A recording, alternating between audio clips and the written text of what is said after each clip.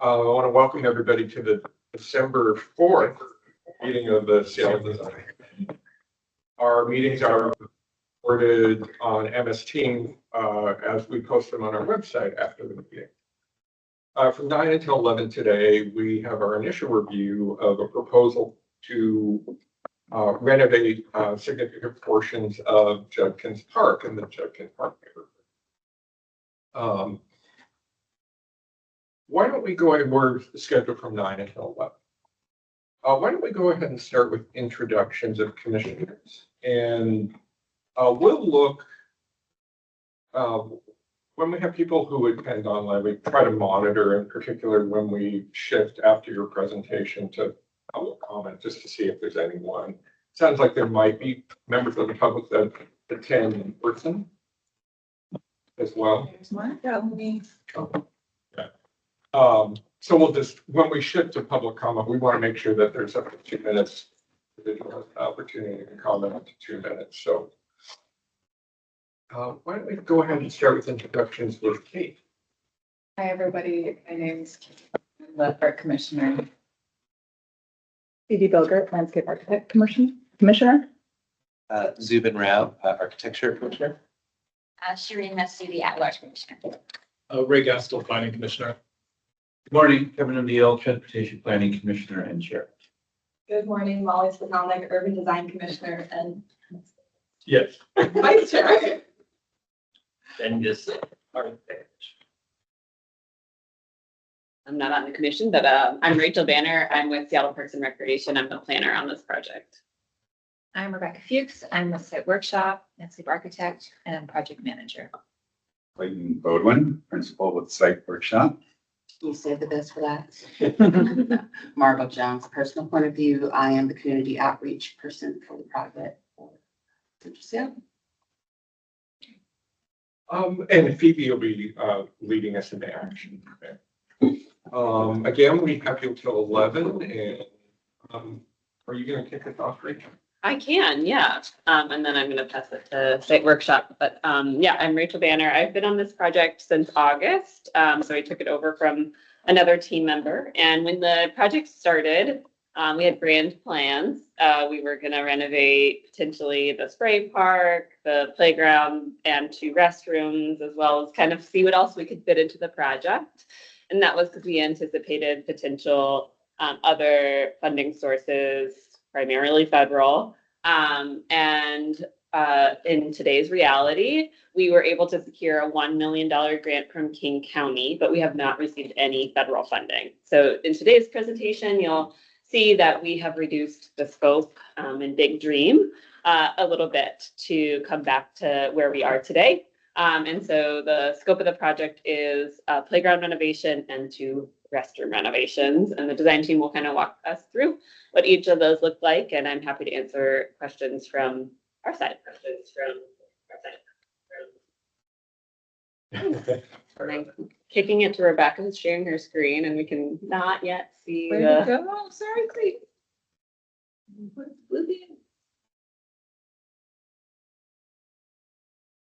Thank you. Here we go. It takes a village. Experienced that here before. Yeah. I'm just figuring out the advance. Oh, function page down, function page up. Okay.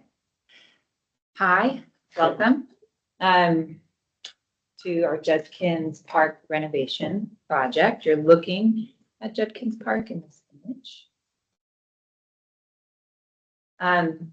This slide is missing a little red area, right where my hand is. Yeah, there we go. The chill fell over. So Judkins Park is located in the Central District, just north of I-90 as it makes this bend where my hand cursor currently is on the left. Zooming into that on the right, it's sandwiched between 2 significant parks to the north, Pratt and Blanche Leviso, and it's connected with this central park spine, this trail that runs north-south. It was kind of envisioned in the 90s. It wasn't quite completed as this potential kind of walking art trail that runs through Judkins. That's the south terminus. And then we have all this green space associated with the lid over I-90, the new light rail station, kind of shown in yellow, but it's right here. And the Mountains to Sound trail shown in orange, a bike and pedestrian path, and that can connect up north. So it's networked well. There's a number of elementary and middle schools in the area, Washington Middle School, Thurgood Marshall, and arterials are kind of around it. Zooming in, when we talk about Judkins, you can see that it's really networked in a residential neighborhood. There's entries at almost every block. Those are kind of shown in red, the pedestrian entries. In terms of parking, shown in purple, there's 2 accessible parking stalls. See those. And when we talk about the park, we talk about kind of upper, middle, and lower. And our scope will include a bathroom that's right here at the upper part. It's really just around renovating that restroom. And then the play area, which is in the lower Judkins with a restroom associated with it. You can see the Mountains to Sound trail here running through the south. You could take a bike up north to a neighborhood greenway. So the scope of this project, again, is to renovate both the restroom buildings, the upper, where my mouse is, and the lower, the play area associated with the lower restroom. And initially, we wanted to renovate an existing spray park, shown here to the south, and I will kind of demonstrate that that proved infeasible with the current budget. While we are reviewing the restroom design here, it isn't a design that we're taking to the public. There really aren't options associated with it due to budget constraints. And so what is there now? Images of the upper restroom here and some ramps associated with, I'll show that in more detail. And this is a good image of the spray park, though, to see what it looks like right now. It was built in 1993. It is still used every summer.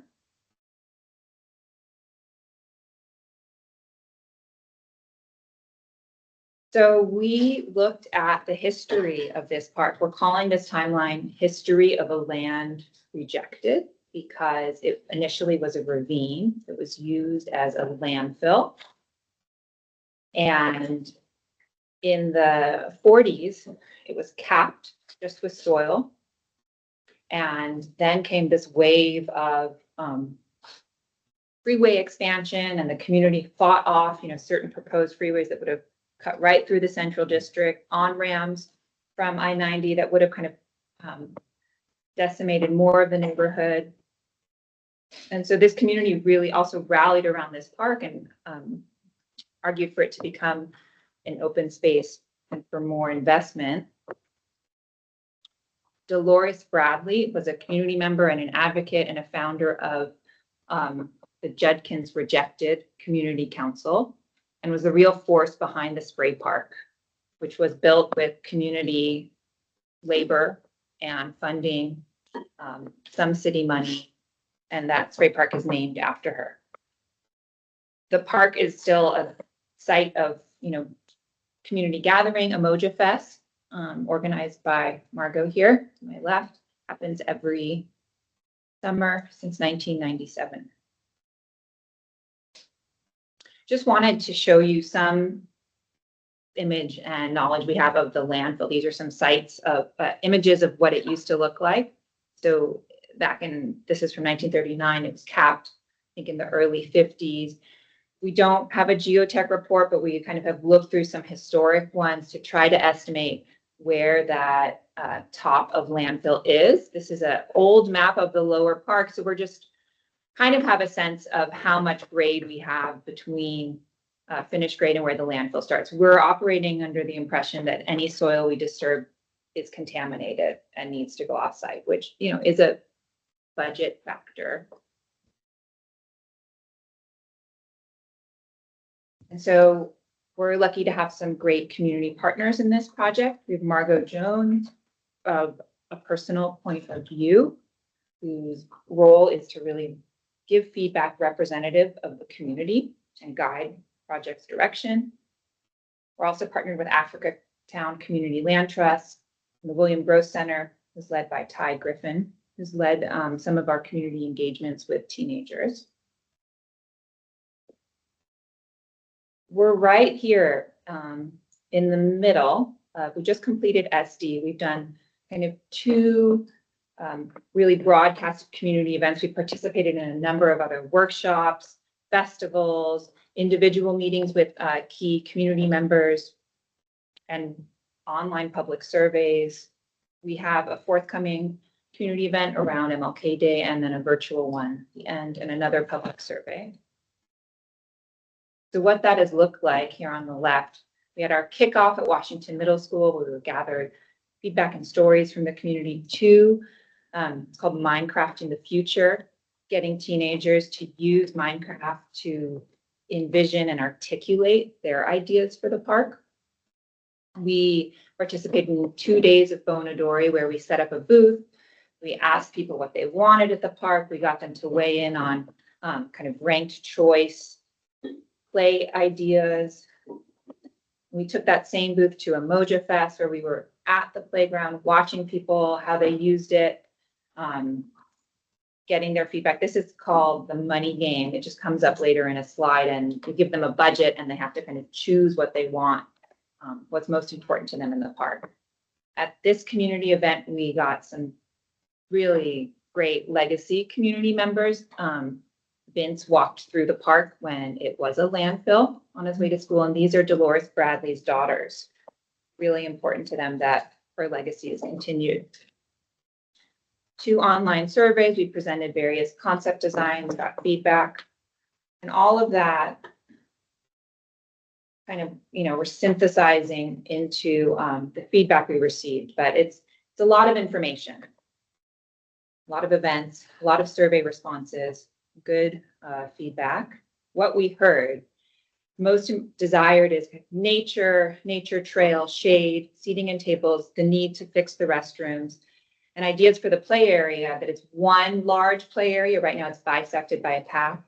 Swings are the most important, also climbing a slide, again, nature inspired, and ideas for cultural connections, whether it's community gatherings, large and small, art, sculpture, color and pattern, and a connection to the natural environment.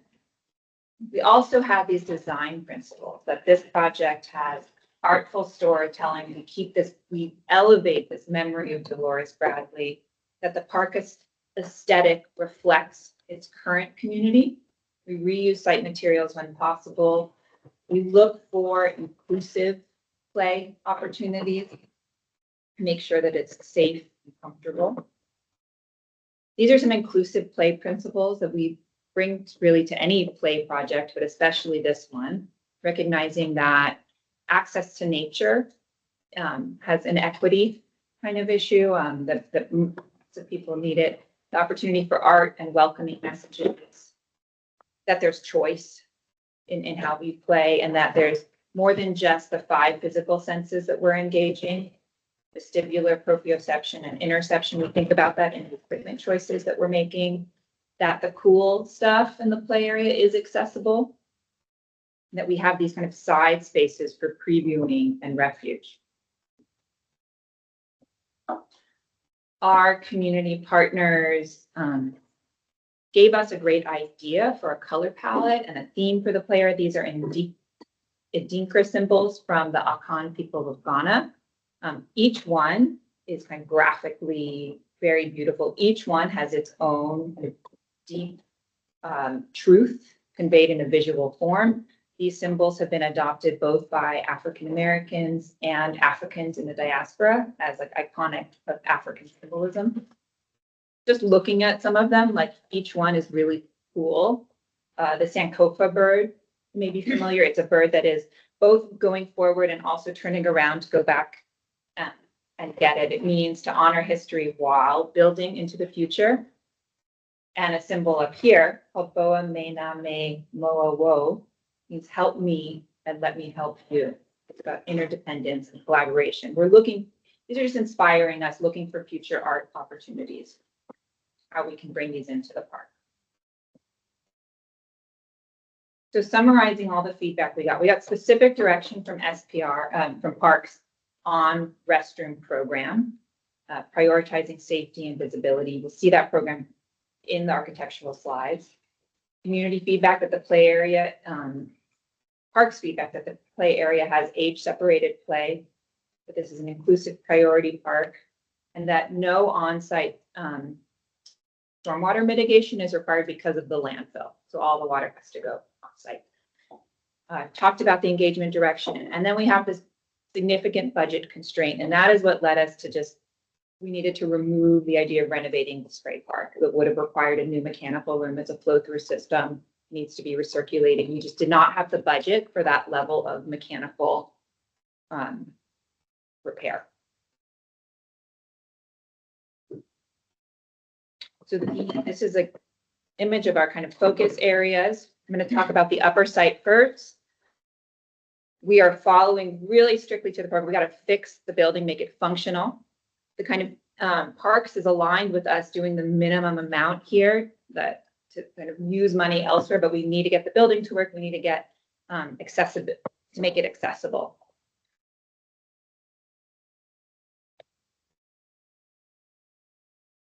Shown at the upper left, there was a pre-design report that identified which areas of paving were not meeting current accessibility standards. And those are the minimum amount of repaving to gain entry to the building. There was arson. You can see it in this image. This is an image looking to the north. You can see how the restroom is sitting proud and high off a significant slope. There's a guardrail in front of it. It's kind of a protected area that feels unsafe. It was the entrance to one of the women's restroom. And at the bottom slide, you're seeing some of those paved areas and a ramp that needs to be repaved and ground that is heaving. Just looking at the architectural floor plan, on the left, the men's room, there's poor sight lines and kind of the way that it's laid out.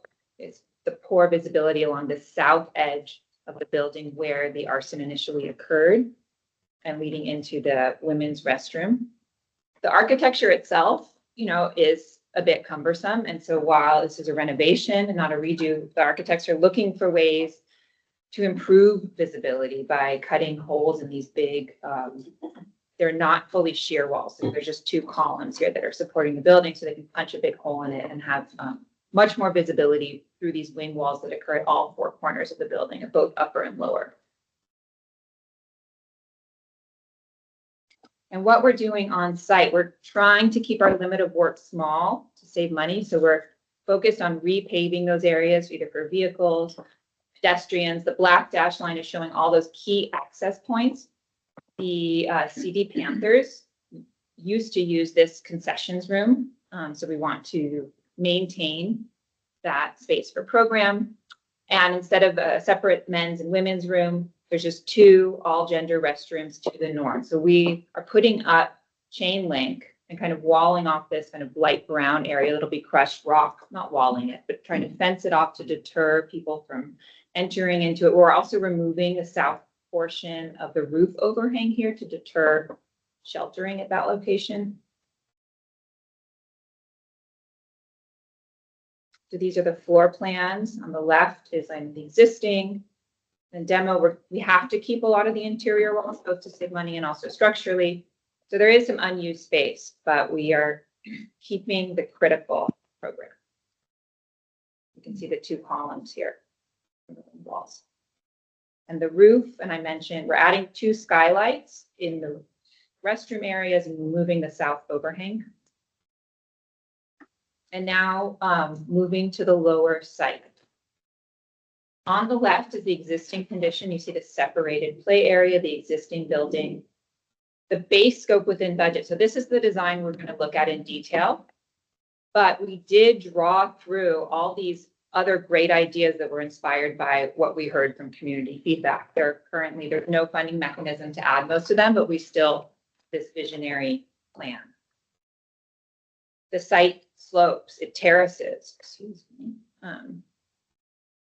This red dot is the high point. It's up on a hill right here. And then you kind of drop down to this, the playground and restroom is on like one terrace below that, about 10 feet lower. And then it drops down again, 9 or 10 feet to the parking lot and the spray park, which is at like another terrace level. So there's this overlook adjacent to the restroom, right where my cursor is. You can kind of see the playground and the spray park below. Currently, the building shown in red, it's unpaved. So to get to the restrooms on either side, you have to walk under and through the shelter area, which is where these picnic benches are. In this top right image, you can see the women's entry and there's just grass around it. So there's no accessible route to the women's entry. At the bare minimum, we need to provide that.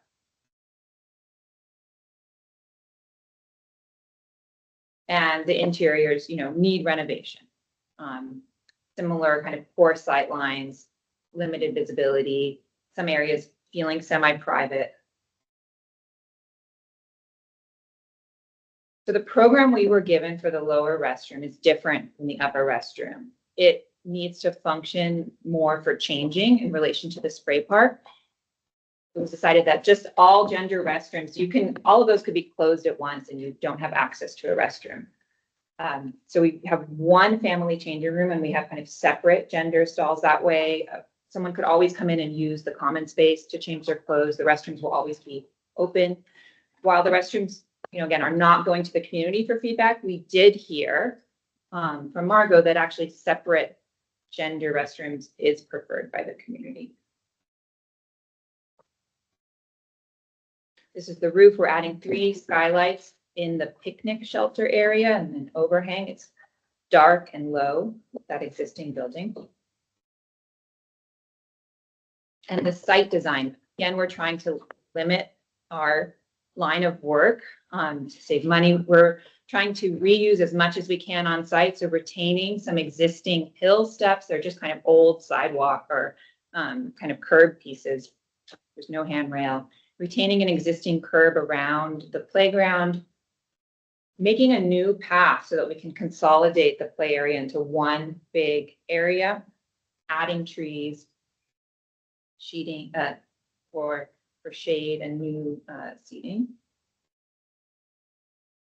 In terms of accessibility, we are making sure that from the accessible parking stall, you can get to the key program. You can get to all the rooms in the restroom. You can get to the play area. Right now, the project budget is requiring engineered wood fiber, and so that would be curb ramps into the play area. On the right is showing all these other ideas to make the whole park more accessible, from improving non-compliant paving in this loop path that runs throughout the park to, we're recognizing that play turf, which is flush surface, would make the whole playground wheelchair accessible. Adding handrails to these steps would just facilitate access, and what we're calling a meadow trail, an accessible route up to that high point and lookout. And nature and sensory play and circuits. So we're building off of this existing, the hill step kind of climb, and adding some logs and boulder scrambles up the hill, different ways of moving through on a hill using these natural materials. And recognizing that there's opportunities for more kind of loops, connections that kids love to play in circuits. We had an embankment slide. There could be a scramble next to it. You go up and down and around. There's even more loops on here. Sand is a great sensory play for younger children. And we're at the end of SD. So these are just more ideas of kind of inexpensive logs and boulder ways that we could find more ways of moving through the site and using these to encourage access to play. We acknowledging that none of these images really show like an accessible route to these, but we would need to make sure that some of the nature play is accessible. Seating, gathering, and comfort. So what we are doing is adding trees close to the play area as we can. Some of the feedback we recently received is that they were missing an opportunity to add trees on the south side of the playground. That was overlooked initially because we had envisioned there's a great overlook for a big community table and a shade structure. But without that, we definitely would rely on adding some trees here. This is a good image of that picnic shelter when I was saying it's kind of low and heavy, and we're keeping most of that. The floor plan is only, changing by a couple of feet, and we're adding 2 skylights to that area. And adding these benches around the perimeter of the play for, parent viewing. Now we hone into the play equipment. Parks always asks at SD that we provide options from 3 different vendors. So we've done a lot of gathering of that information here. Those choices will go to the community to get that. They'll guide the direction of what play equipment is selected. This is what the current play equipment looks like. It's due for replacement. It has the classic, tot and older kids, paint springer. So we reached out to these 3 vendors. We also protected the play equipment within the budget with a significant allowance for it. So while other stuff got cut, we wanted this kind of legacy investment to still be really cool and special and unique and a big draw to the park. And we also wanted 3 really different options to bring to the community. So this is an option by Landscape Structures that has a big net climber. All of the options have swings. We know that's really important. The swings don't have to be from one manufacturer. It's like how many swings, what kind. We're just looking for variety at this phase. All the options have some kind of small tot area. Lanch Leviso Park to the north has a new tot climbing area. A lot of the adjacent parks, Spruce Street, have new tot equipment. So we didn't focus on that as much in our equipment selection. All of the playgrounds have some type of group spinner or group balancing component. So this is this net climber. It really maximizes the space. It has kind of circuits within it. It has variety of challenge, for people wanting risk and opportunity. It has some kind of easily more accessible stuff at the bottom. There's video, we could show the community videos of how people use this. We were excited by this particular one. And again, at the end of the day, we'll probably be mixing and matching from different vendors, but it also has kind of a tot area. And this is the group spinner. And one of the options is a wood climber from Northwest Playground. Here you can kind of see in plan that the tot wood climber and the bigger kid one are a little bit connected in a circuit. There's a lot of routes to choose there. You could paint the wood to work with our Indicra symbols and those colors we were kind of chosen as from our color palette. There's lots of ways up. The center of these 3 platforms has a rope kind of hangout zone. Lots of choice here in this climbing structure. This is what it looks like where that circuit between the little kid, these log steppers, a small little kid slide. You could connect to lots of balance, climbing. And this is a group kind of bouncer rocker. And lastly, a third different option is something called the Cliff Rider. And it's like a pole vault. You kind of you go from one side to the other. It actually moves really slowly, but there's a bit of, you feel it in your stomach as you kind of ride over it. And you can, if you don't push off hard enough, you kind of stand in the center. But but there's no jumping onto it. You step on and it fully lands and you step off. But you're 8.5 feet up. Or 6. We have 2 of them. I'm going to go back to the plan. So I don't know which one it is, but one of these is taller and then there's a kind of a smaller one. So you can kind of work your way up.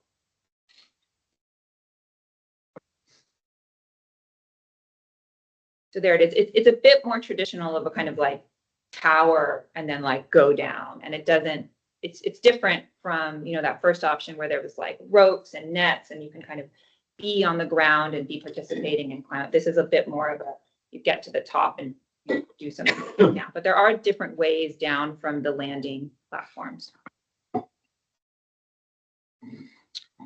So with our, what we're calling, it's, you know, a reduced design, we're still, that meets the budget. We're still trying to hit those guiding principles we got from the community that we,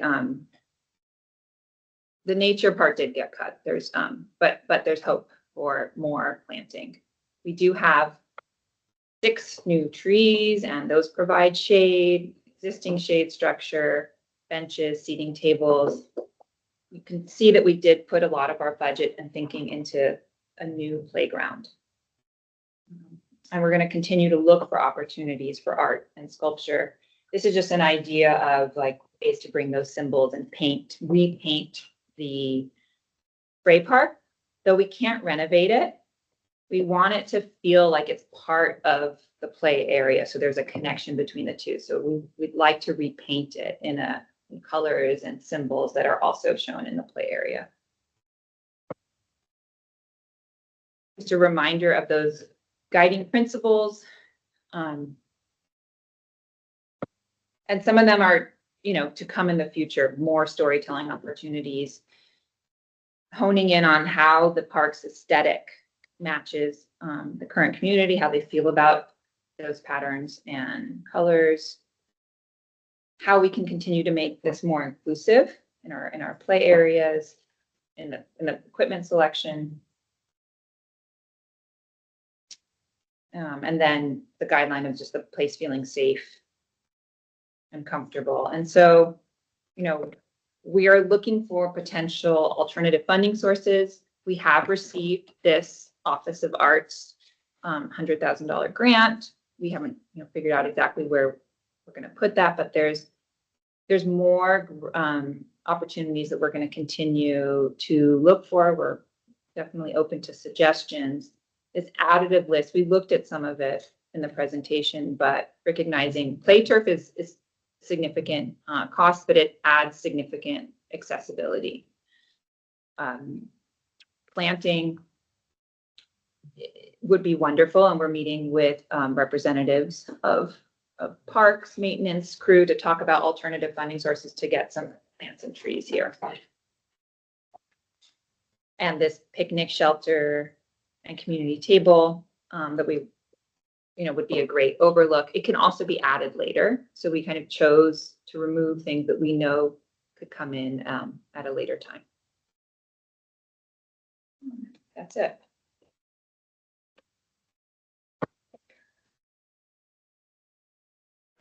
Take the cloak out of the room. I don't like that. I forget anything. Right? Thank you.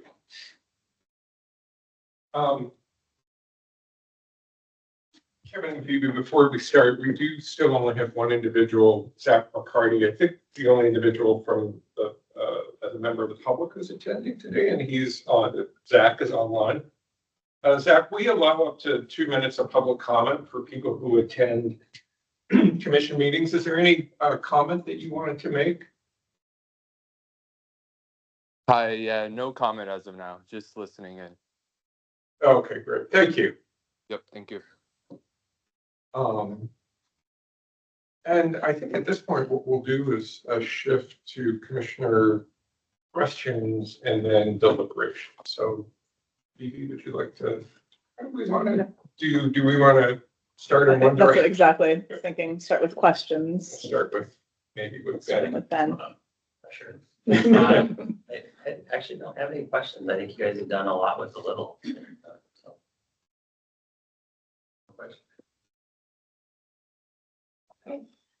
My first question is, can you describe a little bit more about the current state of the spray park area? Yeah. I can't get out of the presentation view.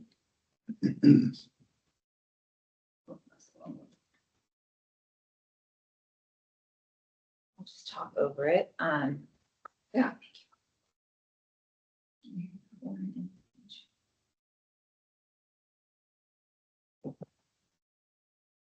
So it was formerly a wading pool. That's why we have like a 12-inch curb or 8-inch, I'm not exactly sure, around it, but it's being used. There are little kind of spray nozzles at the top of each of these columns and along, this is a double-sided kind of photo. It was built by the community, designed by a community member, Paul Crane. And it's just spray, it's just spray. There's a button that kids can push to like make it work for a timed kind of 5 minutes. And it's really highly used. Like it's, there's a lot existing trees here, so it's pretty shady sometimes, but there's a big grassy area nearby, birthday parties. And, it's not at the level of the current spray park, but it is still beloved. And all of the nozzles are still functional, the draining is still functional, it's just It not. uses so much water. But yeah, it functions. The draining is sometimes problematic. Kids, because the kids like to fill it up like a wading pool. It's a self-made occasional wading pool. Yeah. An I'll intentionally covered drainage system. I'll add, just for your curiosity, this is the result of an early Department of Neighborhoods, like small and simple granting process. So this was done in the mid-90s, I think. 93. Yeah, so it, had that whole community engagement and sweat equity component to it. So they were out here digging foundations and working it that way. So we talked with Paul Crane and understand kind of the genesis of the whole thing. And it just does not meet any of SPR's current standards. And Dolores Bradley's daughters feel extremely connected to her name and like the work that she did in getting, this happened before the playground too, the spray park, and just like her vision and role as a community member, they're not actually attached at all to this design. They would love a new spray park, but most importantly, they want her name carried forward. I mean, they want the park to be as good as it can be, but just you still want to find a way to elevate her legacy. And I also will add Yeah. that Paul Crane, which is the person who designed the spray park, he's gonna love that it's not being changed. Because even though it kind of looks like it's back in, kind of Fred Flintstone-y, like, he is very adamant about keeping it the way it is. So he's gonna be happy to know that right now that the process is, we'll just try to, paint it and, upgrade it from that standpoint. But he was really pushing back about, changing the aesthetic of it because of the hard work and sweat they put into making it happen. While recognizing that her daughters have plans. Great. Thank you for that. And with the budgetary constraints that have emerged, do you all feel that the items that have been selected are the ones that were highest priority for the community? And can you describe if there are specific items that are no longer on the budgetary table that you feel are the highest priorities remaining for the community outreach division? Yeah, absolutely. The community, well, I am the community as well. As part of being the outreach for the community, I've lived in the area for 30 years. My children played at the park when it was first built and remodeled. So my kids, that tells how old they are now. My granddaughter actually started playing there at the park as well. The community really, and then coming from the standpoint of being the producer for Moja Festival, and just seeing the needs of what the community really sees or they need or they like. Definitely the renovation of the park and the spray park, that was on the high demand. But then there's a lot of people from the community outreach, what we've heard was a lot of the safety. So other things that we really would like to see would be, there needs to be more, accessible paths. The paths around the park, the tree, limbs and stuff have kind of made it unstable. So people in their wheelchairs, when they're coming to the festival, they can't, go around the park very carefully. Also the lighting, the lighting around the park is really, in need of some, we need new lighting and maybe like safety buttons and stuff like that. And then, the City Panthers practice up on the upper field where the restroom is on the upper level. The community also would like to at some point see that renovated. And the community also, coming from the standpoint of being the producer for Moja Fest, we'd like to see that amphitheater upgraded. But being that we are here with the point of getting the restroom that was vandalized and with the arson, that is high demand because it's been down. I don't know how many years it's been. This pandemic. The pandemic. And so the City Panthers, they utilize that restroom for concessions when they're having football games and things. And then for me, for the festival, the sink, which is the commercial sink that's inside of there, we can't utilize it. So it's an extra expense for me, like $3,000 to have to rent a sink for our vendors during the festival. So just giving you the importance of knowing that that restroom needs to be renovated. It needs to be upgraded. The use for the community, we really need it. And it's been down for all these years. So that's high priority. And then of course the playground, like I said, my children played there. And so my daughter has a daughter now. So it's like, we need to upgrade it. So those are the things that I would say the community really, outside of what we're going to do, which we're very thankful for this happening, are some of the things that we will pursue to see if we can make happen in the coming years. Great. And so do you feel that the items that have been prioritized with the current budget are well aligned with your perspectives and community perspectives about what the predominant goals were? I do. Acknowledging that there are still items. Yes, absolutely. And I really, the spray park, the kids love it, and if we could have upgraded it, we would have. And I think that we're still in a position that we're still looking for ways to still be able to possibly do it. So we're looking for more opportunities with grant funding.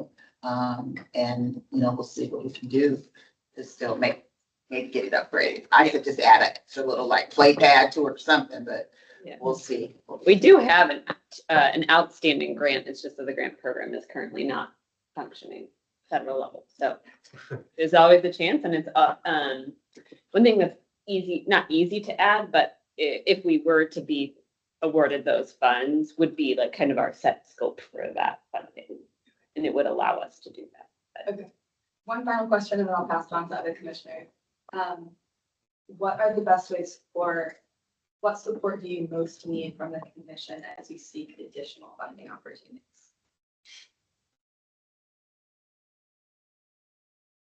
I mean, typically we'll ask for like letters of support for grants and that sort of thing. So probably something along those lines.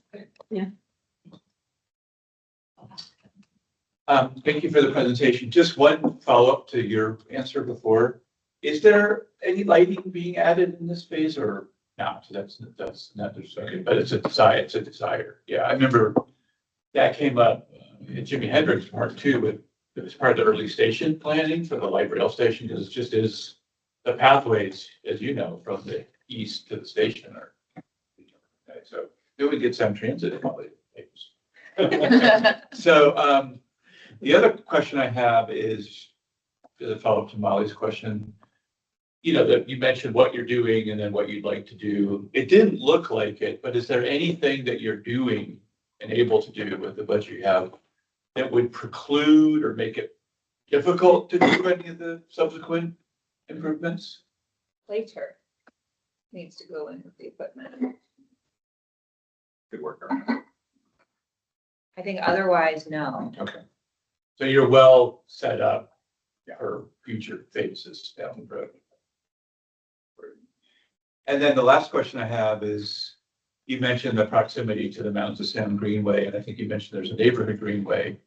Is there any bike parking in the park or any plans to put bike parking in the park? Just because it is proximate to those bike trails? There is next to the upper restroom, I know. I wonder if there's some just south across Judkins, not at this like playground zone that we're hyper focused in, but I wonder if there's any, this is our playground right here. This is the Mountains to Sound and you can kind of Yeah, right. bike up right here. I mean, I wonder if there's something I haven't. And I was thinking, We can I go was look. kind of thinking the south end, Yeah. just because that's where the trail is, and Yeah, I mean, I guess it's more of a comment, great to add some bike park, pretty small footprint, or work with SDOT about getting a on-street yeah. ramp there too, so just Definitely. Like I said, I live there in the area and I think that there may be something like that, or there is an opportunity to have it right there at the Sound Transit Station. Yeah. Yeah. yeah, that'd definitely be part. There's definitely Yeah, bike Yeah. parking. I think there's some right there. They might be putting it in at the Sound Okay. Transit Station, which is a bit south of the actual like park, but it's right by the tennis courts. Right. There might be an access to be able to put some things there, or they might already have it. Yeah, we'll look into it. Okay, great. That's all I have, thank you. Thanks for the presentation, and it's a lot of great work.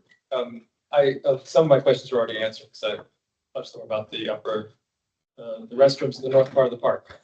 But can I ask a question on that? If you could have, would you have more than 2 restrooms in the north park in the replacement?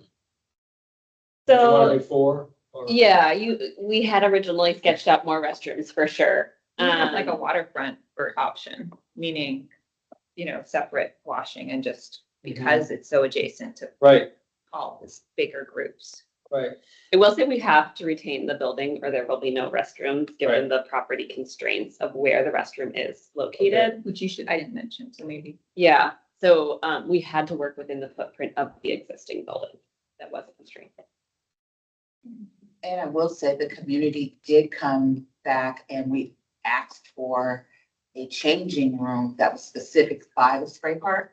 But we don't have the budget for. But that is something that we thought of, like just a standalone area that was closer to the spray park instead of parents having to walk up the stairs to go to the existing, but something that could have been smaller there. But, we didn't have the budget for it, so they made it very good solutions with what we have to work with. And my other question is thank you. The other question I was with it's beyond the scope of this meeting, but is there any kind of, because there is vandalism, because there's some challenges of maintenance, is there a kind of a sort of standing kind of concurrency arrangement for a park like this? This is capital budget, I understand it. But is there a kind of sense of like there is a revenue stream for maintenance that will for this park? I realize this is not necessarily yours to answer, is a big policy question, but we're here and you know something that I don't. Yeah.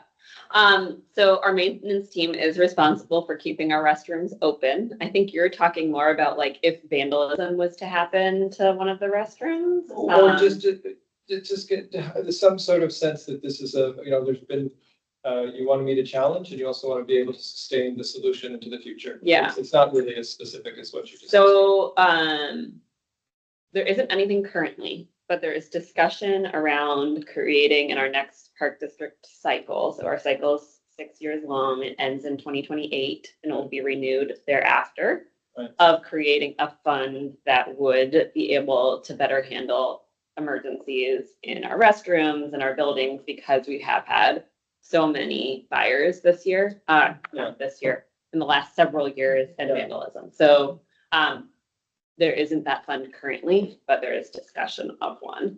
And then our maintenance team is maintenance and our facilities team are responsible for ongoing maintenance of the. Okay. Thanks.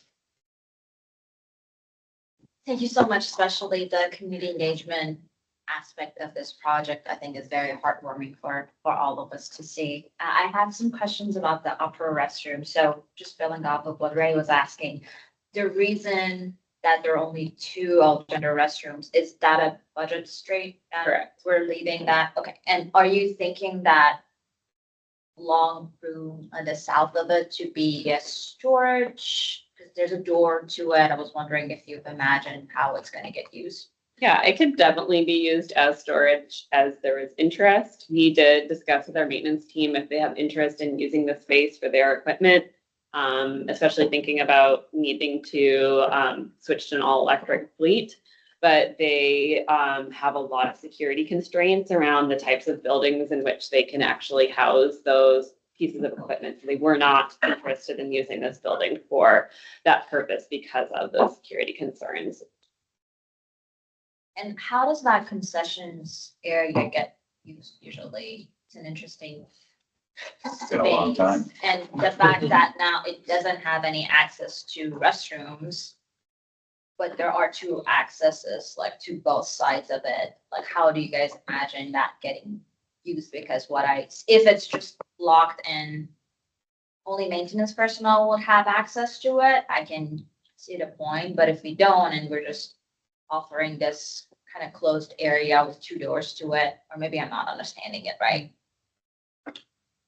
Do you want to talk about how it has been used in the past? Well, I know that, the CD Panthers, I don't know how they had they were exclusively able to access the area. And that's a youth football team. Yes. I was gonna ask you who Yeah. the CD. Yeah, they're a youth football team that has, access to the space over the past 25 years. So, how that relationship with parks Yeah. happened, I don't really know. I do know a couple of the Parks and Rec people that they do work with the CD Panthers, so there may be some relationship there. But there's like a opening window that people walk up, like it's like a regular concession stand. There's an area that they walk in. I know they store a lot of stuff in there. They have in the past. And so I guess moving forward, I'm not sure how that would work out. Yeah, we have a contract administration office that typically will rent out our concessions, they'll lease them out. An example is down in Madrona Beach, there's a concession stand there. Yeah, and we sort of glossed over this, but just north of the upper field is Washington Middle School. And so they use that field as well. That could be a potential use of that space as well. And what about that brown area? Is that all it's gonna get fenced for like security issues? Yeah. And so we're like, nothing gets into it, like we're just fencing it off Hopefully. or, okay. It's really uncomfortable. I mean, I can Is show that where you. the benches are? No, I'll show you a photo of that current area. So it's. Get out of here. So there is like This- the concessions, but then there's the benches, right? Yeah, so the concessions are on the east side of the building. They've got a big expanse of paving around them. This area that's fenced, it would be like a fence from like where my mouse is. Or maybe it's this, I think it's right here, this future just column out here. So it's this south zone of the building that's really pinched with a guardrail. That is where the arson occurred, and it's kind of a no man's land. I don't think 6-foot chain link is like the ideal solution. It was a cost-effective solution to deter entry. Just looking for, again, minimal expenditure. That's why there's no restroom, and that's why it's kind of an empty room, south-facing, and removing this overhang of the building as well to deter shelter. Is there any light around this restroom at all? Light? Any lights? No, not. Oh, actually, I don't know. I don't know about the site lighting. I don't see anything in the Yeah, it photos. wasn't, our renovations were based on a pre-designed report that didn't quite include lighting. It really looked at the structure and the access to the structure. So that's kind of what we've allocated. We haven't looked at the current existing lighting conditions there. It is proximate to the street, so there's probably some glare from street lighting. But I don't believe that there is specific lighting on the building. Is the field lit? Just to piggyback on that. I Big believe it is. field. Good question. It's not. And is lighting a part of future scope that you guys have put together, or that has not been discussed at all? I mean, lighting is from terms of a safety issue, and when Margot mentioned it, it's definitely critical. At the upper restroom, the scope was extremely limited to just building renovation and access. So, Yeah, I think we haven't gotten to the details yet of what that lighting would look like. Some of our restrooms do have an exterior light above the restroom door. And we don't know yet. We're not far enough in design to understand whether this one would have that or not. Thank you. I just had a couple questions about the building renovations also more from a technical perspective. So like, do you guys have like architects and structural engineers already looking at everything, I assume? Yeah. So I guess I'm just, like given the limited scope of work and how careful you're trying to be with funds, like, I've done a lot of renovation projects and I'm sure you guys have as well. And I'm seeing a lot of work that seems like it's going to add, like once you start getting in there, I feel like it's going to be a lot of money. And, I think you're pulling out some load bearing walls and putting in new columns. It looks like maybe. we're not pulling No? out load bearing Okay. walls. They're like those concrete walls on the sides and, Those are not load bearing, those are Okay. walls, those are, so that you can see, there's a column right here where my mouse is. yeah, A column there, and those will still be columns, and then we're removing, this is determined not to be a sheet I see. wall. Okay. Yeah, it's just, with renovations, it's like, once you get in there, like it always, I don't know, it's like a lot of work for a very small building. And I'm just worried that it's going to end up, costing more than just rebuilding the thing at the end of the day, once you start getting in there, because there's plumbing changes, you're going to run into like you're trying to pull off like overhangs, like might be tied into other stuff. I mean, I guess just, word of caution. I'm sure you're all over it. And then, similarly, are you like recladding the whole exterior or like they're mostly concrete walls, right? Yeah.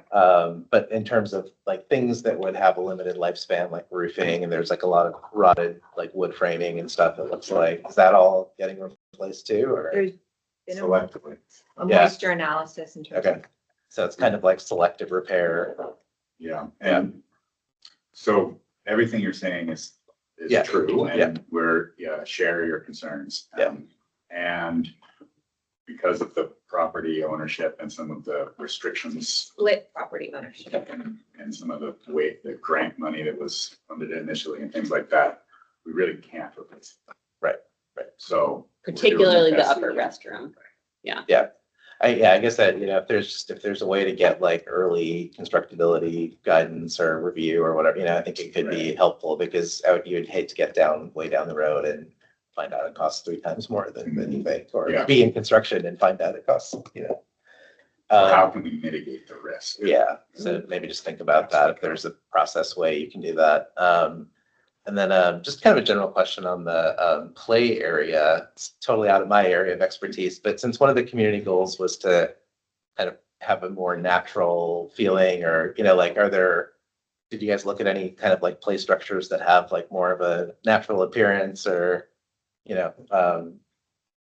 this looks like kind of a typical, sorry if I missed it, but looks like kind of a more, Well, one of them is made of wood. okay, It's just painted. I see, okay. And so I think there's kind of some different opinions within the community about Uh-huh. whether like nature is the theme or kind of more culture. Yeah. And we're trying to just not have that oppositional. Yeah. And so we can get nature through nature. Yeah. And, one of the options again is a wood structure, which Parks is iffy about, Less but we excited know about we that. can install. And still have the playground feel like of the community. Yeah. Through kind of some cultural color and imprinting. Okay, cool. But I would say, there was a question earlier about like, I think the nature theme did come up in all of the online feedback that we got, and a lot of that was cut. Also with the understanding that we can add that back, add plants and trees and circuits and ways to be in nature on this hillside. And I'll just mention one thing, and it's actually going back to your question about like how can the commission support. So I also co-manage our park community fund, which is a fund for projects that community desire, particularly in frontline communities. And you all will be reviewing the Black Legacy long-range plan for the central area, and Judkins will be included in that. But one of the things we were hearing as we created that particular project was a desire for more opportunity to have walking spaces that are lovely and natural and in nature. And so I think that is, and we listed it as one of the potential funding mechanisms for how to incorporate even more nature back into both this project, but also into the Judkins space writ large. So my team member is leading that project. I'm connecting with Michael about it. But yeah, plans are just starting on that. Okay, thanks. Yeah, that's all. Okay. Thanks for the presentation and thanks for really detailing how we're bringing in all of this really rigorous community feedback into design prioritization, particularly in this challenging moment with the funding for this project. I have a few kind of big scale questions and then some like small things. I'm wondering, you know, since this is like the highest priority area for the social equity index for the city of Seattle, and just in terms of trying to maximize opportunities for funding, as you guys have been talking about, has there been discussion with the Seattle Parks Foundation to support? No. So the impetus of this project, there were a couple other partners on board that were to be responsible for fundraising, particularly looking at the spray park, but they are no longer a part of this project. And so, you know, I think they were probably the folks we were thinking of in place of the Seattle Parks Foundation. It's a good thought to connect with them on this. Yeah. Yeah. I'm thinking about another great community park project that Site Workshop has done, and I saw some of the examples, and it was Pathways Park, which had, I mean, it's a different neighborhood, but significant private support for that. And I'm just wondering if there are lessons that can be learned from that to help with this, even though I know it's a different. We need a champion. Sorry, Coach. Yeah, I mean, Margot, I mean, I know it sounds like there's a significant community investment in this space, so. Yeah, as I'm sitting here, I was sitting here thinking about when we were gonna take a break, how I was going to speak to them about seeing what other ways or what we could do to have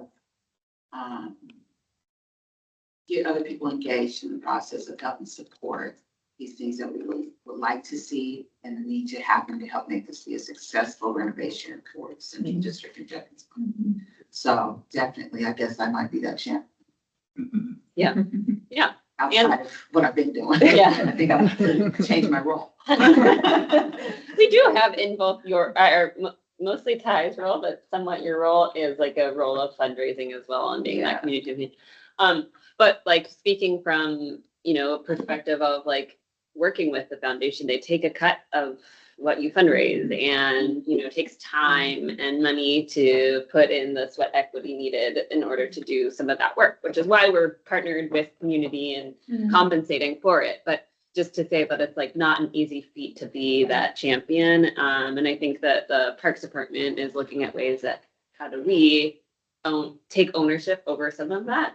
Traditionally, we have really only gone for, you know, state, county, and federal grants, which are the biggest pot of funding for park projects, no doubt. But there are also other untapped resources that I think we could collectively work better to unlock. Yeah. Well, it's great to hear the, you know, the thinking behind that, and I really hope, you know, because there's been so much work that's gone into it. So the other question that I had that's kind of on a big scale is, you know, you're narrowing your priority of work in this phase. I'm wondering how you're capturing goals for following phases? Is that part of your work right now? Because there's a lot of aspirational design that is happening right now and feedback that's being integrated from community, as well as things that you've been talking about needing more lighting elements. So I'm just wondering, are you capturing that in a document at this point just to help work down the road, or what's that? I mean, that's additional planning work, but I'm just wondering if you could speak to that. We're currently sort of at thematic design. And so our current plan is that is our record milestone, our document application, this presentation. We need to shift our focus to design development and focus in designing what we're going to build. I think, we've been very intentional about what is sitting just outside. And so I don't know, maybe this isn't clear to everybody, but SPR has a policy where when we're doing our cost estimating and our design work, we need to be 10% under the actual max. So we have a little bit of wiggle room as the things continue, as we learn more about what things are really going to cost, and we can hone in on all of our contingencies. So we haven't talked about exactly which things are the most attainable. There's the turf, but that's a pretty big number. So Rachel's on the side trying to, move some levers to find some money for that. And then the other things that are a little bit more accessible, like hillside slides and shade structure and big tables, like those are discrete elements that we can include as additives. We got a cost estimate for this maxed out version. There are numbers that are just hidden in this presentation for all of these elements, full cost. So we have a strong vision where they would be and how much we need for them. We just need the money. Yeah, and then all the community engagement is documented too. So we've got the surveys and all of your data from the budget games. And so I will pass all that to my coworker who's working on the Black Legacy plan. It will continue to be carried forward. Great. And community is really critical in that too. Just two quick more questions. You mentioned about the repainting of the spray park. Is that included in the current budget, or is that kind of a separate? It's important. We're going to make that happen. Yeah, it's not, we kind of couldn't live with not doing it or showing something there. We feel obligated. So while it's not included, it's even drawn in this reduced design. Yeah. Whether it comes from that Office of Arts potential grant, I don't know, but we're going to, or we somehow community out there, we just know that it needs to happen. Yeah, I have some thoughts about that, but I could share it in the next round. And then that was the other question I had, was could you tell me more about that grant from the Office of Arts and Culture? Yeah, so it's not a grant, it's just the 1% for arts funds. I just had my first connection with them on Monday, so we just got the funding for it. Phoebe knows this well because she's working on a very similar project with a very similar art budget. It's going to be a small piece. And we're looking at opportunities for how it can be incorporated into the design. I know that you all have thoughts around where that may go, and we've had some conversations with the arts team about that. It probably won't fund the mural just because they don't do maintenance on murals. And so they're willing to put, like if they hire an artist who is interested in designing the mural for us, we can hire them on the side so that their art matches with the mural that's done, but it's not likely to be the mural itself. Yeah. I'm sorry, this is a comment, but is it okay if I just mention it since it's related, or should we do it? That's fine. I know Office of Arts and Culture does fund through the % for art, thermoplastic treatments, which is like a permanent solution for murals. So I'm just thinking about if there's I'll frame it as a question. Is there a way, because you were mentioning that, particularly in the survey, that like the BIPOC community was prioritizing color and pattern over discrete art. That was my interpretation of the survey, or could you speak more to that? Anyways, I'm just wondering if there's a way that like, yeah, I don't know if it's over. okay. It was on some other slide where it was saying that was Oh. what the asterisk is. Find this. You're asking me. Oh, I'm curious, is that correct? Where it was like, is there a way that that funding could support that desire that was expressed of having like pattern and color distributed through the space? Yeah, I mean, that funding is flexible still, yeah. We Yeah. haven't like decided what at all it's going to be. And so oftentimes we will have folks like Margot sit on the selection panel for the artist and help influence who the artist is that gets selected, which then kind of helps determine what the art is. I wouldn't say like looking at the numbers, and Margot, you can speak to this too. There was like one overwhelming interest for like a particular kind of art. But these were some of the things that are coming up. Margot, maybe you can speak more to that. I would just say that this Judkins Park is it's a solid grounded place in our community that we have shared for decades.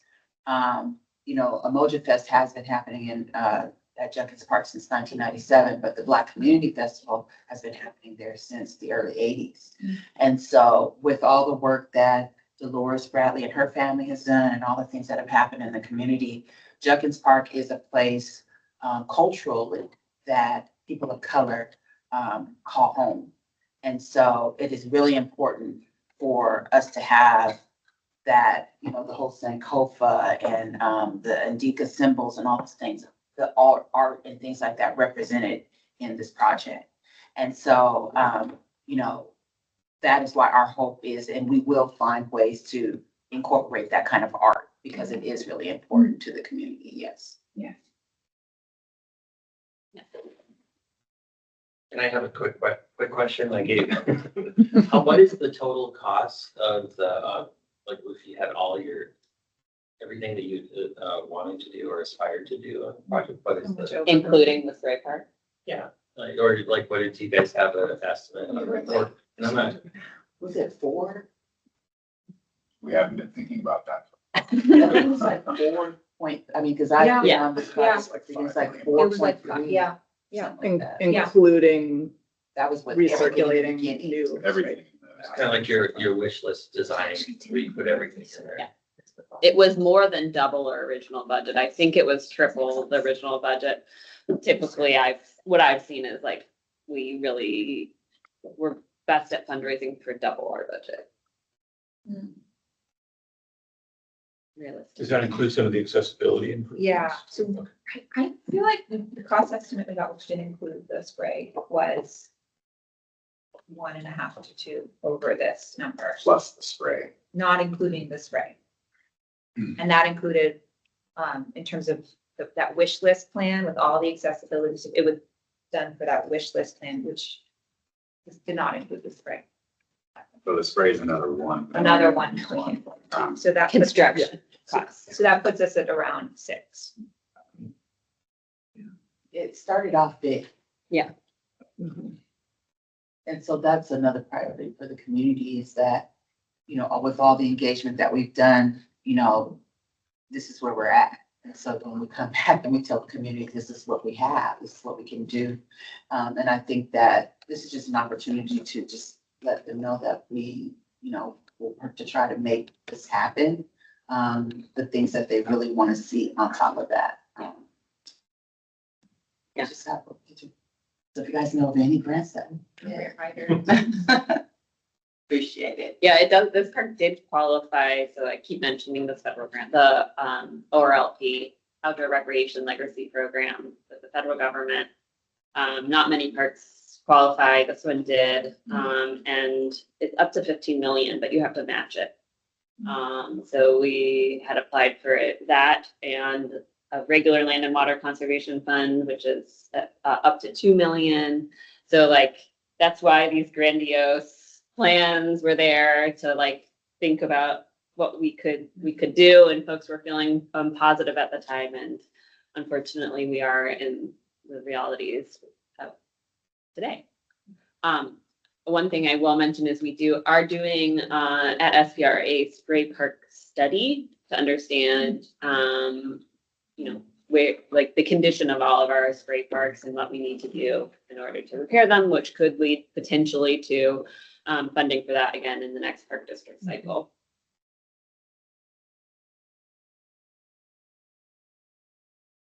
Okay. I just had one question, I think, after all of that. So I'll ask a question and then we'll move into deliberation. So this is all super helpful. Did you have any more questions? No. I have two, or go ahead. Okay, no, go for it. So is there a joint operating agreement with the Seattle Public Schools for the use of the upper? Yeah, the upper restroom sits both on SDOT, SPR, and schools property. Where's the part, where is the school district in this funding package? They are not contributing to this, which is also part of the reason we can't remove it. There have been proposals to rebuild Washington Middle School. Yes. Well, they have an obligation, but we'll save that later. It's interesting, Joy Hollingsworth is the chair of the Parks Department and certainly has a history in this neighborhood and her own neighborhood. How has she been in your communication? How things work? I cannot speak to that. I cannot speak to that. I haven't spoke to her about it, but I will. You have a good. She's the current chair of the Parks Committee. She may have a more expansive role in the next as council president. And it would be interesting to have her provide input, guidance, and suggestions about how to obtain funding for a project that is fundamentally related to her family and her history in the Central District. She definitely, this year, she was a big advocate in making sure the festival took place. So I never even. Those are my two. But thank you for Yeah. that information. I will definitely reach out to her. Thanks. Good. No, thank you. No, thank you. Mine is relatively simple question because most of them have been asked. But one of the kind of more tangible desires from the community seemed like gathering spaces, large and small, including seating. And, just scanning again the site, it does look like there are existing picnic areas and barbecues, both at the spray park, or the spray zone, and sort of close also to the play area. So I was wondering, are those am I right that they're relatively new, and are they used, and is there a way to grow that? Very much used, very much used. In not bad locations. Yeah. The one to the south is like shaded, Mhm. it's great. And when we put a booth right where my cursor is at Emoji Fest and just like watch people, and it was packed Mhm. and there was nowhere to sit. Okay. Except here. In the shade under this. And so our local spot right here needs seating and shade.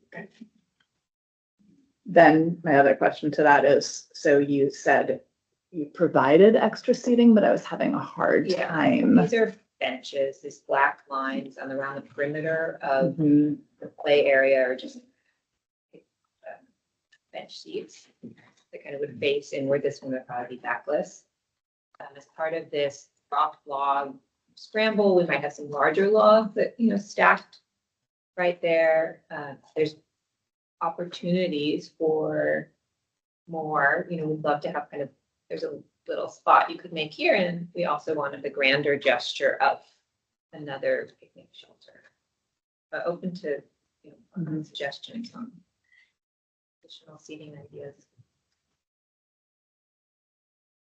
Cool. Okay, that helps. I think we should move into, it's 10:20, move into deliberations. So I'm just going to give a list of kind of consolidated what we talked about.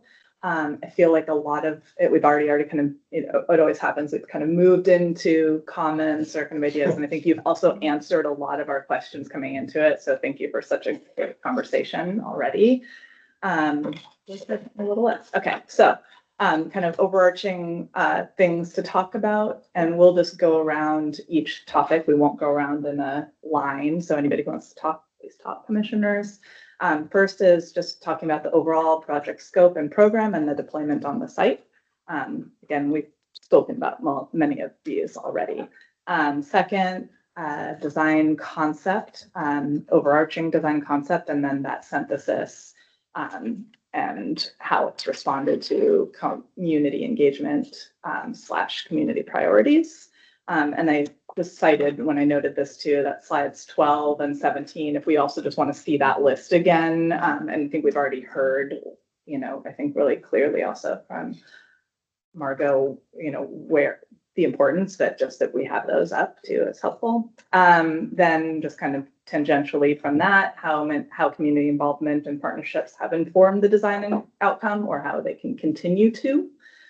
Access to nature, and that sort of that juxtaposition that you brought up too of access to nature versus kind of nature play, and how that is manifesting in the park and what are some potential outcomes there. And then the arts selection for the arts grant that has just been secured, which is awesome. And kind of suggestions for that. So kind of 5 topics, they sort of overlap. One that you might want to throw in there, and this might be pure concept, I think, providing some comment or direction around lighting in the future. Yeah. Oh, that was one question. Is there any site lighting already? Yeah. There is someone looking. Yeah, and it functions. That might just be Yeah, refined. yeah, but just knowing that there is already electrical on site. Yeah. There's like Some untapped. poles around this loop path here. There's a pole up here. Okay, yeah. Okay, so start project scope program, how it's been delineated. You said, I think there's just not a lot with not pretty limited resources. I don't know. Have any comments? I'm thought your question always really great. Help. There's a letter or something that would be helpful. That'd be really good. Or other comments. Are we covering lighting as a separate category from program? It can go in, sure. I mean, it's sort of a program element, isn't it? Yeah. So the recommendation, I think, and I'd like to hear if you all agree with this, is that I think that it would be useful for the design team to assess the current condition. Whether there's an existing lighting consultant involved or otherwise. Assess the existing lighting condition and provide recommendations related to safe lighting conditions for the future design, acknowledging that this is all it's a current scope and budget that we understand is constrained, and then it is these longer term vision components for which the project's seeking funding. I think that lighting should be one of those future items seeking funding and should be within what's been explored, what's in packages. Does that align with other? Yes, I think. Yeah, I that think the it came up existing several times, filtration- and it's, again, its proximity to the station is also, this is probably a walking route, I would suspect, or so, I think that's just, there's a lot of good reasons to just focus on like pedestrian skill. I would sort of ask though, is that like a design team or is that a parks, kind of separate, just actually just trying to help the design team out too, and just thinking about like where that, how site workshop can help parks facilitate that, but then it seems like the mantle that parks would be kind I of. agree, it's probably more of a regulation of parks. Yeah. Specifically. Yeah, and safety being one of the biggest concerns of the community, it would be very helpful to, at a minimum, have a existing condition assessment of the lighting of the park. Where are some of the pain points or locations that the community is most concerned about, and then moving on to like, are there ways within the budget to even making like small adjustments to be able to address that would be a good starting point. Isn't it if there is, I mean, they're already stretched, they already don't have enough money to do what we're doing. So we're asking them to study the lighting and then come back with a suggestion on future lighting. Wouldn't that just be a separate scope of work? This might be part of, I think Parks is gonna have to carry it before there's any potential appropriation of funds to implement anything. I think it might be something that sits in your lap first. Yeah. And Mhm. that's city light and school district should be there. And That's not as fun, that's just got like, Yeah. you know, it's just, I think we're passing it on to the Parks Department. We're not trying to add this to the design team. It's a point well taken. I think another scope item to admit, but we talked about it, is just look for either bike parking opportunities or maximizing what is already there or any plans. It just seems like that's an easy win to get something there. What about on the seating that you mentioned? You showing some logs for different play opportunities and stuff. Those are can be, especially the way you were showing them, used as double multi-purpose, you know, seating and climbing around on sort of things. But I don't know if those are sense for if those are expensive site features or if they're We're gonna be cut down using some trees. logs and boulders from the park storage yard at Cheesty. It's the current. Yeah. Which you still have to truck them there and set them, so they're not free, but Pretty low cost. But Yeah. Yeah, I mean, we didn't show seating in this image, but it happens. kind of extra play and extra Yeah. seating. that's And really, then actually just curious now, how big are the trees that you have? There 5 or 6 trees that you're planting. Are those pretty decent size? Or, I mean, what's the size, like the small saplings? we would love to really invest in potentially larger trees, more shrubs, new irrigation. But given the current budget constraints, the additional cost of just getting irrigation out to these trees is significant. And urban forestry, or no, it's not urban forestry, sorry, Parks is tree. We're looking at resources within parks for how we can get some of the. Has a program of adding trees to this park already and a maintenance strategy, and they go in pretty small. I'm sorry, I didn't hear. So there is irrigation or there is not irrigation? There is some existing irrigation there's an inventory of exactly Yeah. what is functional. Yeah. Even though we're in SD, we haven't quite Yeah. delved into that. But these new trees would be using Parks' current strategy of installing new trees with gator bags. So they would go in small. Okay. One thing that I think, I don't know whether it goes into our recommendations, but and I think you're doing this already, but I just want to compliment you on trying to do this, which is even though the outdoor legacy, program, it's like went away, or at least it's on hold for a long time, or whatever is happening. The fact that the park qualified for that is huge, and the kind of all the thinking that kind of went with that, which did lead to a budget that was too high and various other things. But at the same time, as you go through the kind of final moment prioritization and also speaking to the community about what comes forward, I just somehow would want to sort of keep that spirit, the spirit that like made you recognize this was a legacy project. This is a powerful kind of story for the park. And I know you're doing it. You're trying to find different ways of kind of, whether it's in the art project or whether it's in, what sort of, the last kind of little bits of the 10% of budgets you're able to use in the last minute. But I hope that some of those ideas are kind of still become part of the story of the park, even with this trimmed down budget. Because it's sort of exciting in a sense that it could qualify for that, even though the world changed. But it's worth remembering that as you go forward. Because the other issues that were on my mind have all been brought up, lighting, et cetera.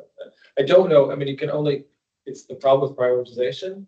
If everything's a priority, then you end up with nothing being a priority. And I know you guys are facing that because, you know, thinking about some of the words that you said, that it was the first two things that came up in terms of like community priorities were safety, lighting, and also accessible paths. And so that's the one where I actually don't have, we're not in questions anymore, but I just hope that if there's among the opportunities that are prioritized, if we don't prioritize everything, that accessibility does seem like it could, because that connects with the story of the legacy and the festivals and stuff like that.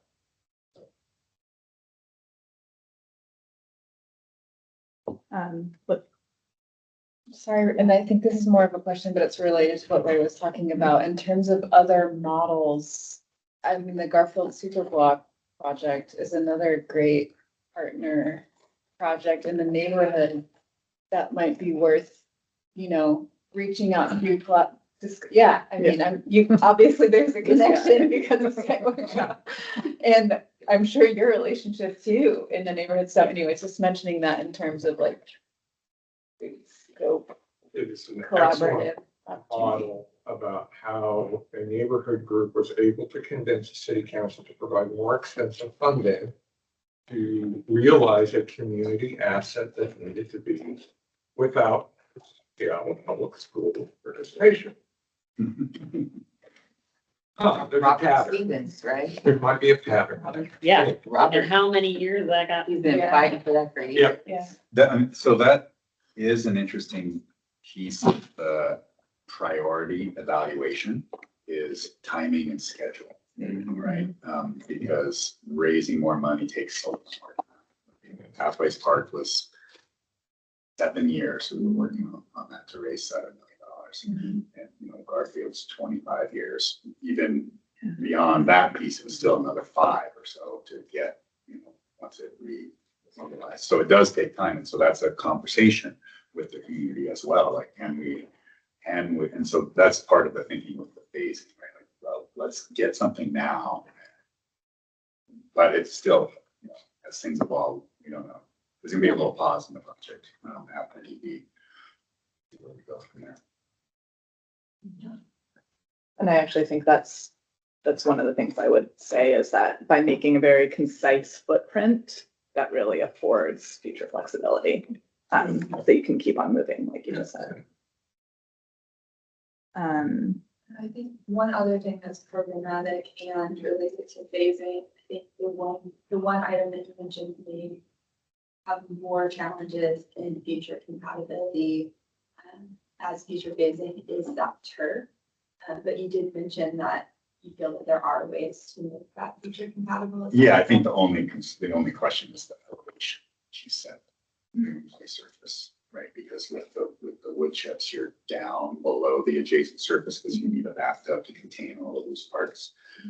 So we could slope down, we could figure that out. Otherwise, it's. I think that would be a recommendation to pursue from a design perspective, a forward compatible design for that turf component.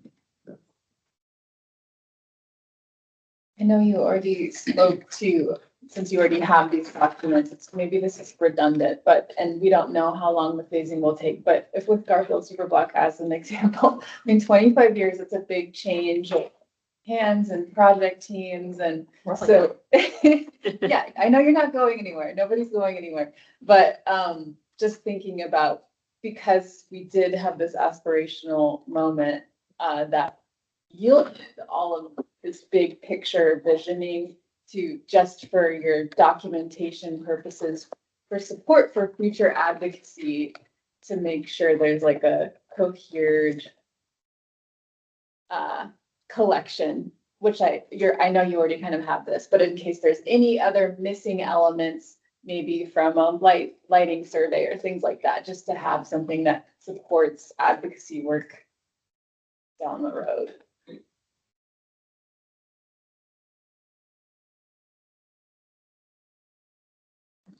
let's kind of slide that over. And I think we're already talking about just about where the design is in terms of its response and overall synthesis, delineation of scope and how it's addressed community priorities. How we see that.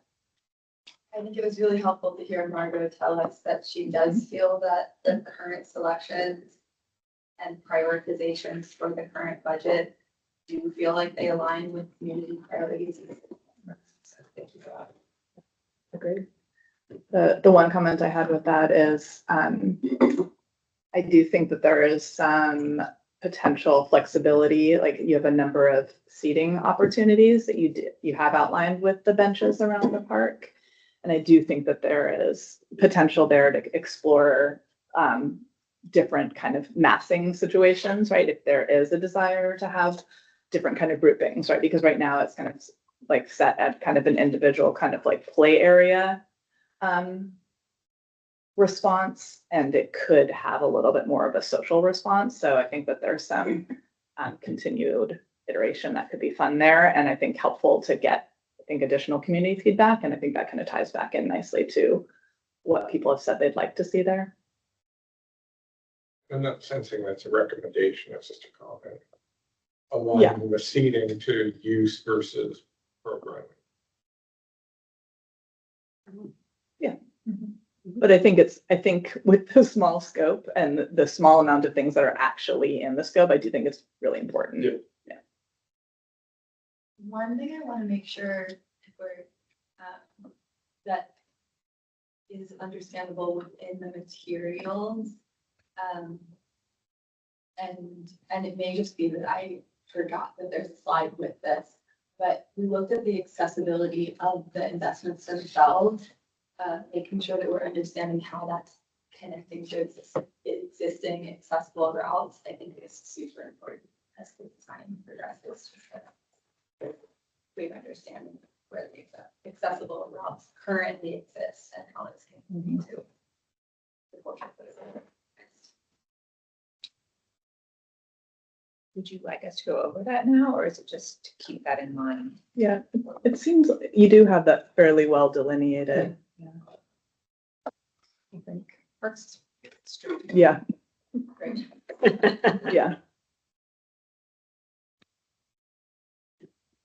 Yeah, if that felt super clear on your end, I can just run myself back through the presentation. Yeah, if you want it, I mean, it's fine that you could run through it. It's not a problem. I do think that because Parks is very rigorous on that, and that is like one of the initial scope items, right? It's like bathroom, play area, make things accessible, but there ends up being gaps, right? And then how much can be continuous, I think, is where the question is. Yeah.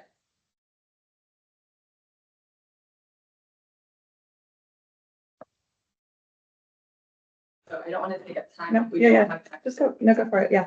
Yeah, I guess fine. if there is a moment. Sure. That would be great. So the requirement and the goal is to just get the key program elements to be accessible. There's ADA parking up here that's kind of like same level, like in that section, like kind of middle terrace, where the play area and the restroom and this parking lot are kind of at the same level. There's a lower parking area with an ADA stall down there. If you were going to go to the spray park, you might park there. You'd have to take stairs to get up to the restroom. So this grander scheme looks at those larger connections. Like if you park down here and you're at the restroom, what's your accessible route to the bathroom? And it's on this loop path, and a portion of that is, slightly non-compliant. It's definitely workable. It's just, the grades are a little bit too steep. And so that's kind of the red zones on this loop path, just thinking like we want that type of meander where you're coming from to be connected. Then the other item that was brought up was the playground. So, and I think the restroom, sorry, I'm jumping a little bit. The current restroom is just not accessible, like the women's side. So any of the stalls that we're proposing, we're adding concrete around the perimeter of the building to make sure that any of those rooms are fully accessible from the main circulation path. The portion of main circulation path that we would be installing is really from like this arrow point to kind of right here, connecting to an accessible stretch to the parking lot.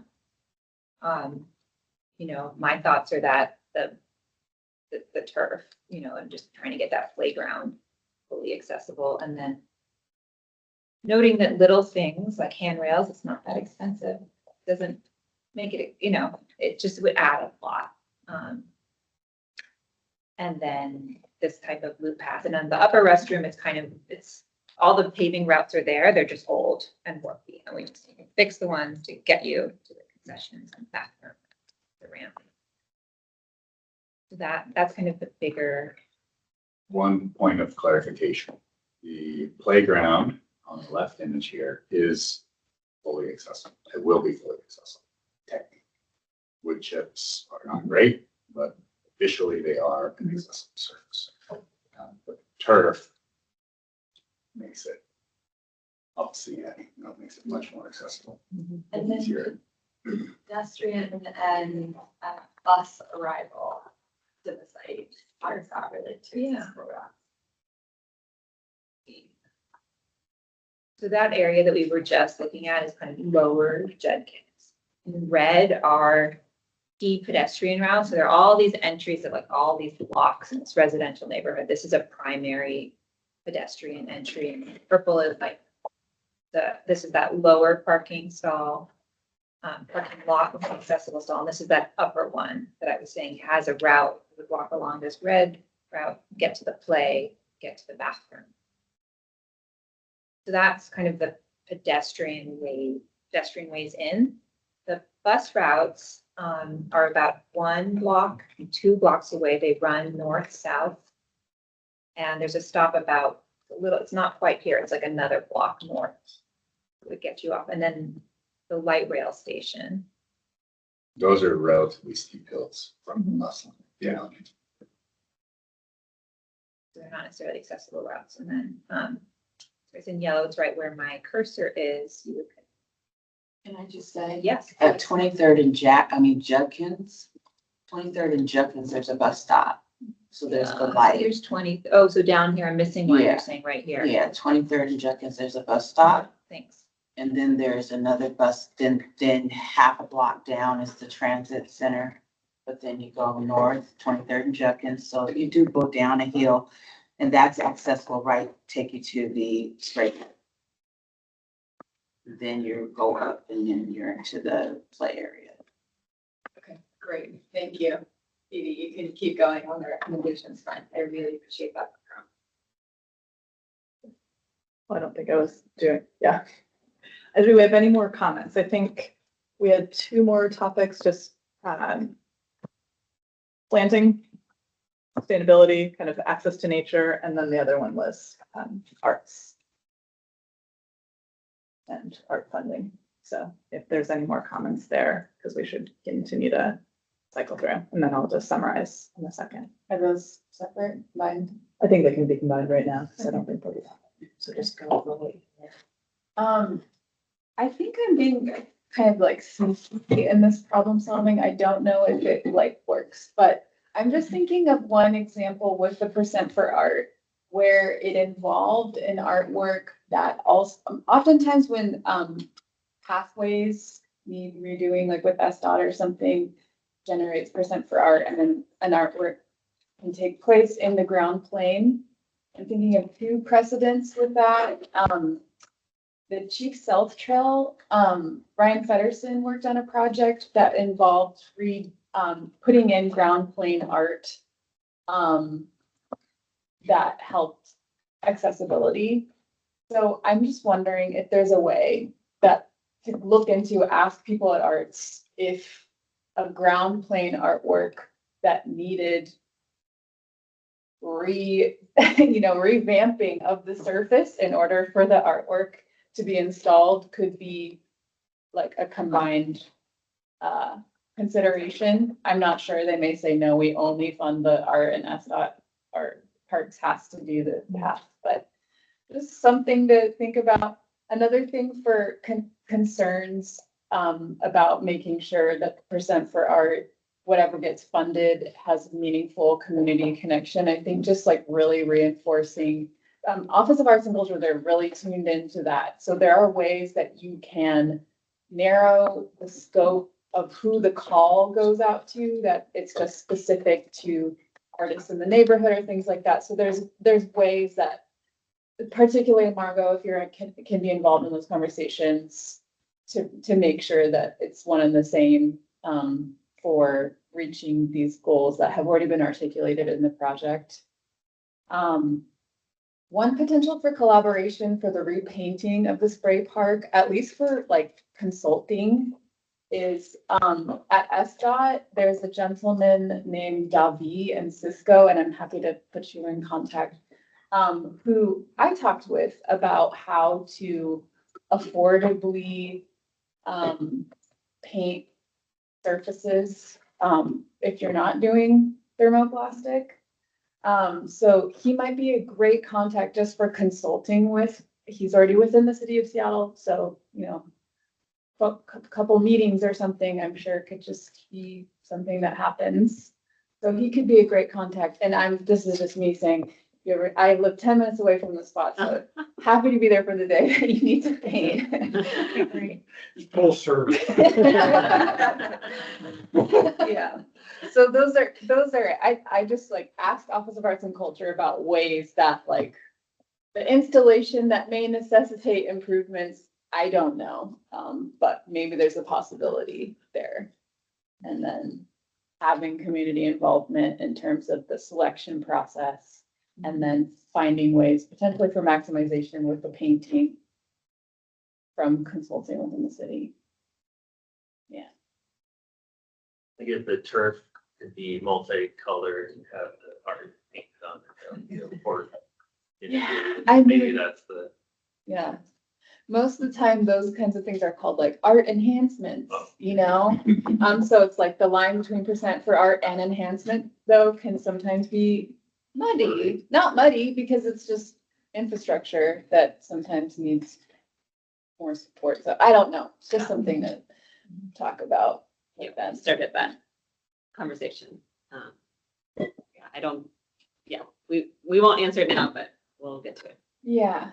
Another possibility is like, okay, if there's more seating that's needed, there are percent for our projects that have been specifically for talking about, you know, pergola structures or, you know, things like that. So there could be a way that,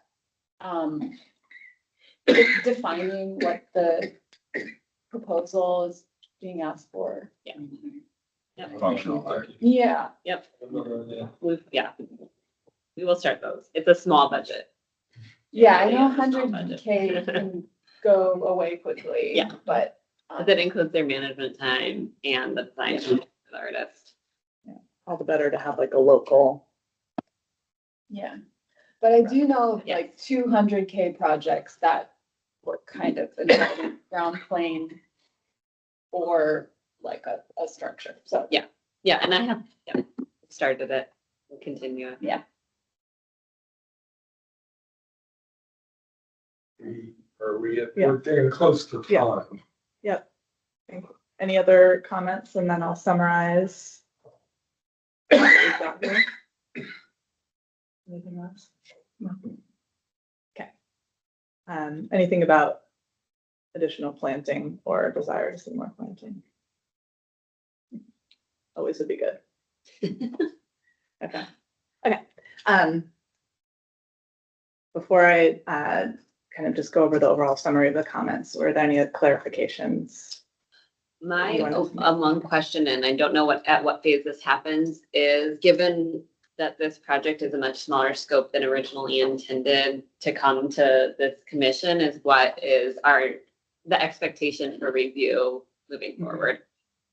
We can talk. Okay. We're very aware, we don't want to eat up your budget, especially a budget that's very fluid. We can talk about next steps after today. Okay, great. Sounds good. Yes.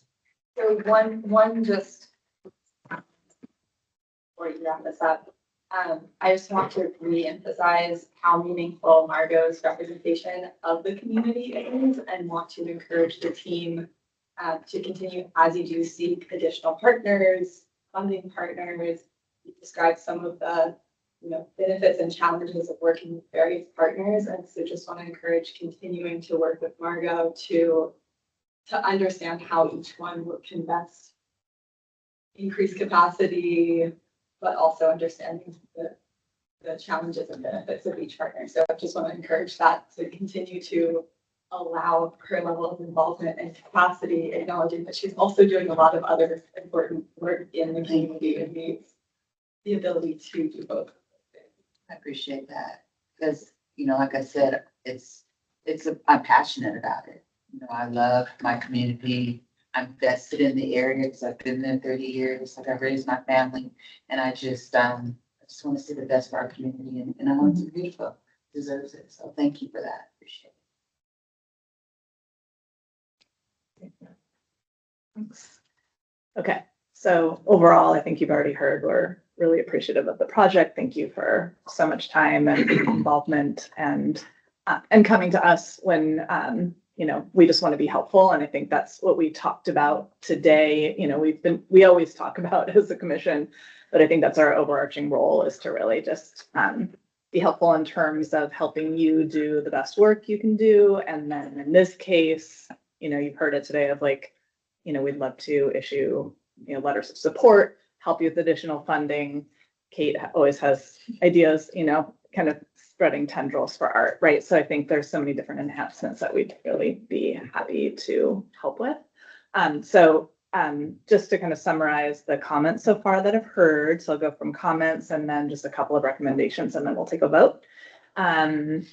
So again, the commitment to and the breadth of the community engagement and the partnerships that are here today are awesome and really meaningful. And so we just want to see that continue. Your rigorous assessment, quite honestly, and alignment of your scope and program within a very, tight budget, available budget, is commendable. And really having a clear scope for that, or a clear delineation, I think is really going to help parks move forward in the future. And then with the overall funding, we do appreciate that you have a bigger vision, and that is documented in SD, so that it can be a roadmap for those, to mark community desires, see where people have wanted to go, and then how funding can continue to be attained, hopefully. Like Molly has said really beautifully, that your confirmation too, because I think that was because there's such a big outreach, and that was kind of a thing. I think you kind of heard it, like it was a concern of ours coming into the meeting today, just that there's a really big outreach, and that really understanding that the kind of the ideas that were set forward to the community were a lot bigger in scope and idea than what can be delivered right now with the available budget. And so that what we know is that can be communicated, and that it still really hits the top goals of community priorities. Of course, some are not in there, like lighting, and so that's the next piece. But that is really important to know that that's being hit. I made a comment about the seating and social spaces. I do think you still have some nice flexibility there to have some meaningful amassment for kind of individual kind of grouping sizes, or like individual to intimate, to how you think about that in terms of social spaces, especially when the park is packed. So continue to look at that. The artist involvement is great. So happy that there is an artist scope for 1% for the arts, and that there's recommendations to look at that, hopefully get a narrower scope, so that is a local artist, and that I think that could be a really interesting, we believe it could be a very interesting relationship. And then the selection committee would be really important, that you have community representation. Exploration of shade. You already said it, Rebecca, that the south side could use some shade, especially because shade structures are not available in the current alignment. So really thinking about trees and how they provide shade for play areas that we're in need of. accessibility is part of the mandate of the project, but continue to have that kind of documented where and where it is not accessible and keep that as the legacy of the park, because that is a priority because you do have such great grade change. And continue to look for additional funding mechanisms for the art and, you know, kind of thinking outside of the box. So perhaps more is provided outside of the 1% grant. Okay, so those are just kind of comments. I think the recommendations that I heard, trying to make those a little bit smaller or more tight, is to assess the current lighting of the park. And I think site workshop can kind of start that, but as we discussed, that seems like more of the mantle of parks to kind of own what the light catalog is and then how that can move forward to the future to provide better lighting and safety for the park. But I think also site workshop could help also like assess kind of the SEPDED qualities of that too, and looking for, you know, where there's kind of hidey holes and, you know, trees and branches, as I think you mentioned before too, that there's some kind of low hanging fruit. Let's see. You said this right in the beginning, Zubin, but I think this is important. Recommend early constructability review, which, you know, you're just in SD, but really kind of go back and understand that kind of can of worms that the bathroom renovations, and I know Parks does a lot of them, so it's not something that is an unknown quantity, but, you know, there's the fire damage. I just went through this at Maplewood too, you know, more happened there than you see, especially when there is actual damage to the building. So it's not just a renovation, it's dealing with damage. So kind of getting in there and, you know, knowing what you know, get that early constructability review. Look for bike parking opportunities. That wasn't really in there yet. So that's kind of a new one. And then with the recognition that play turf would be the optimal play surface for accessibility and longevity, and less maintenance, just ensure the current design is compatible. So that was kind of 4 recommendations, I think. Anything else? Anybody hears? I was trying to keep notes. Okay, with that, I think we can vote. You want to start it off? Which direction? Making Ben start today. Motion. Motion to. Motion. I was wondering about that. Yeah. Motion to approve. Vote to approve. Vote to approve. Vote to approve. Vote to approve. Vote to approve. As well, vote to approve.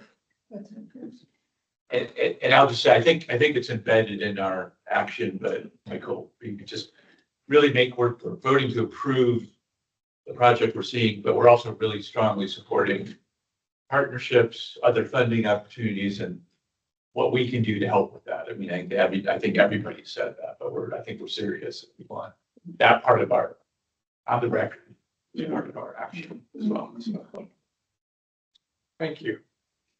Thank you. Thank you. Got a lot of great feedback. Excellent observations, and we're excited to move forward. Yeah, and we'll be back out in community in January. So if anybody wants to come see us, still Well, TBD on timing. Okay. Probably okay, David, but still TBD. Marco, did you go to Garfield? Of course. When did you graduate? Huh? When did you graduate?